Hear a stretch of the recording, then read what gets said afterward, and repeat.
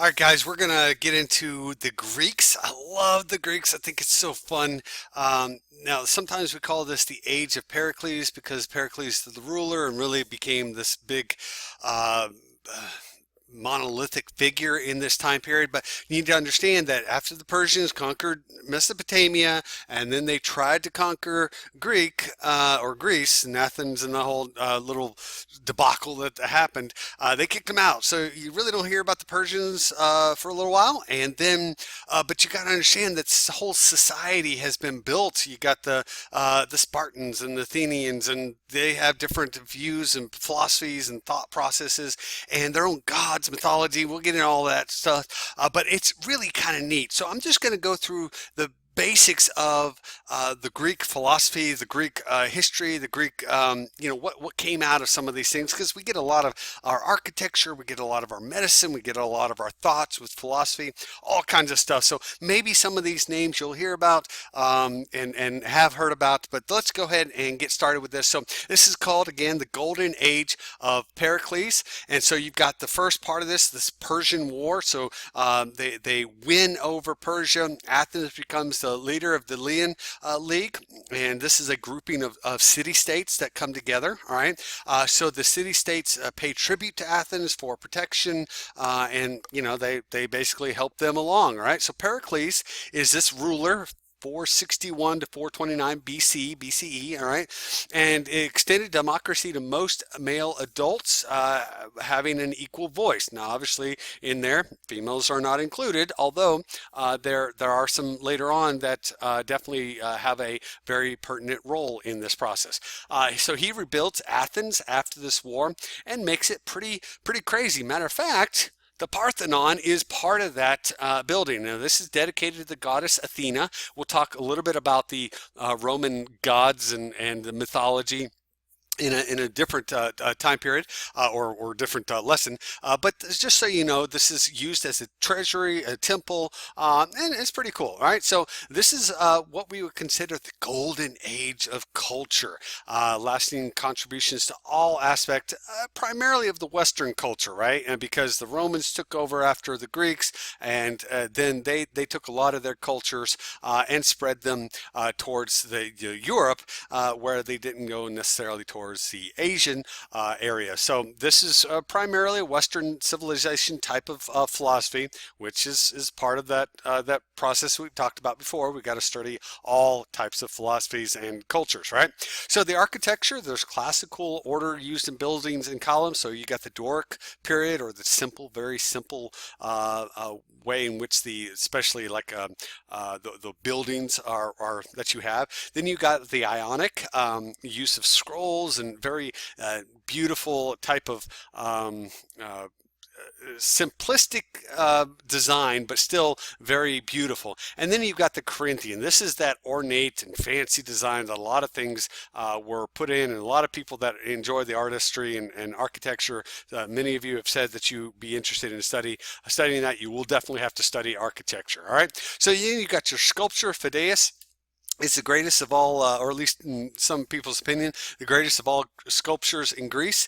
And his statue of Zeus is Olympia is one of the seven wonders of the ancient world. So that's kind of a statue there that we don't have it still, but we have stories about it, and that we know that it was. All right. So Herodotus is considered the father of history, and this is, he writes a lot about things that are happening, right? And a lot of his writings are housed at the Library of Alexandria, and this is an important aspect later on with the Greeks and Alexander the Great. This is really important history. He understood what history was about. Thucydides wrote accurate histories, or at least from the mindset of his perspective, right? And he wrote about the Peloponnesian War.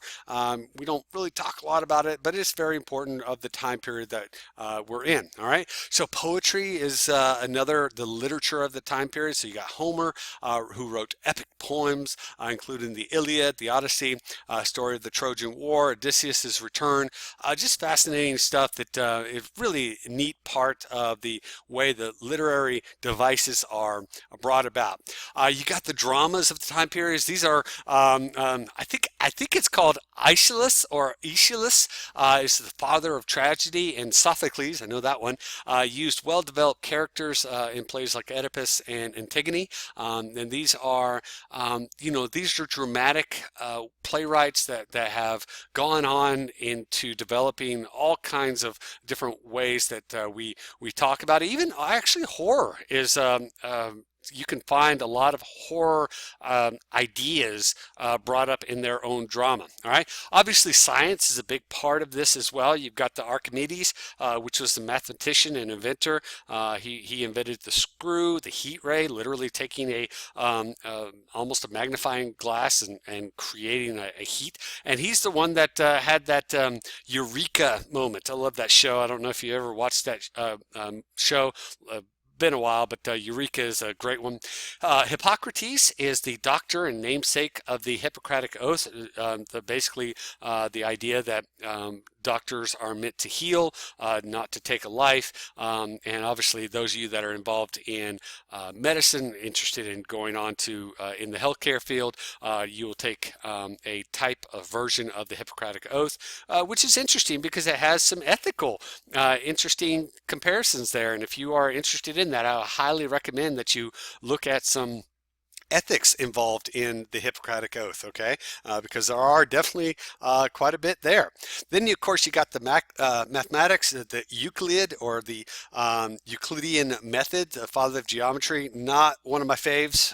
Yeah, not one of my favorites. I'm just kidding. He's a great one. The Pythagorean theorem, Pythagoras is most famous for that, and talking about the right triangles. I'm not sure what the right triangles are. I mean, are there a wrong triangle? I mean, really, let's just be honest. Are there almost triangles? I mean, and who come up with obtuse triangle? I mean, really, let's talk about that.